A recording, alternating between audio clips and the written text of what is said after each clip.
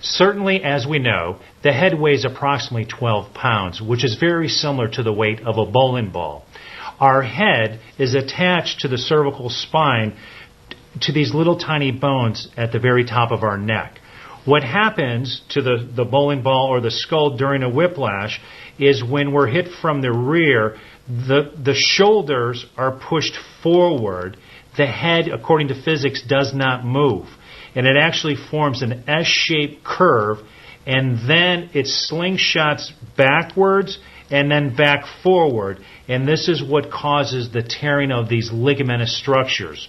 It happens instantaneously in less than a second's time, and that's why a lot of times following the whiplash, we have headaches and posterior neck pain. Let me grab a set of big bones just so I could demonstrate the anatomy a little bit clearer.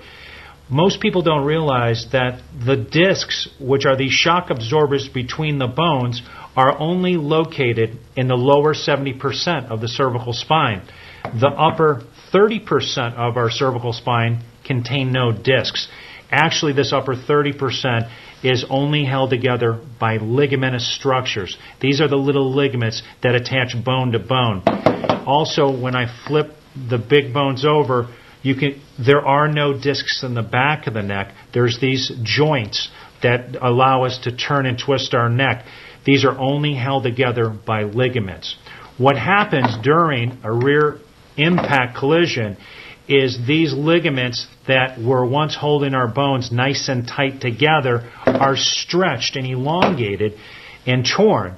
And it causes the joints to now move abnormally. And a lot of times we hear this crunching noises as we move our neck.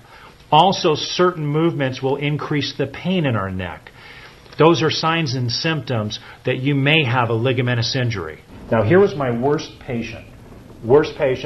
His neck was broken and missed on x-rays. His head is not attached. It's only spinal cord holding his head on. I didn't notice that. As Anthony brought his head, I looked up. He dropped to the ground, and I called 911. And I thought the guy was going to die. Here's another one. He was okay. They wired him together. Here's another one here. Boom.